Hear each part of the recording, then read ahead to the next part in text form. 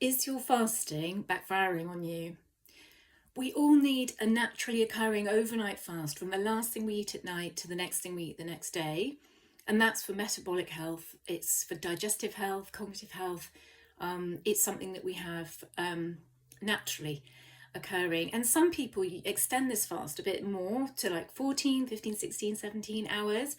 And that can be a really helpful tool for metabolic health. So by that, I mean really helping balance blood sugar levels, balance weight, but it's not for everybody. And particularly women, this can actually be causing problems in terms of weight loss resistance and really cause problems with metabolic function.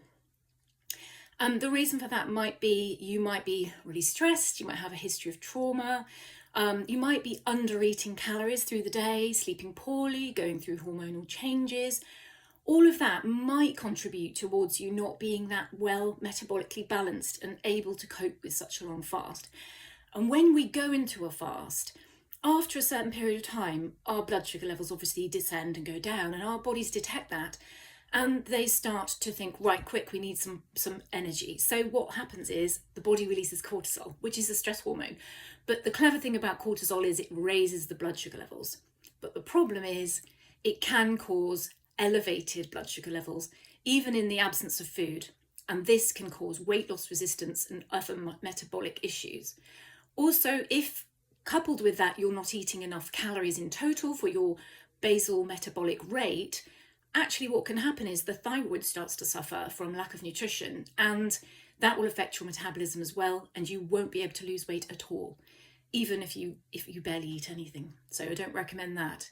So if you're somebody, particularly a woman, who's really trying hard with fasting and getting nowhere, in fact really resistant to weight loss, I encourage you to have a break from the fasting, or just make a little change, perhaps eat a little bit sooner in the morning for a month or so, and just give it a try and see what happens. It might be that you wake up in the morning and you just don't have an appetite, and you take that as a sign that you don't need food, but that's not really always the case. Sometimes we don't have an appetite because our cortisol levels are high. So the stress levels, they cancel out the appetite. And of course, cortisol is within its highest for the day, within that first half an hour of waking. And if you are a bit stressed, then that's going to be high anyway. So if you don't have an appetite, you will just have to eat a little bit of something you can manage anyway, just to really reset your metabolism. So I hope you found that helpful.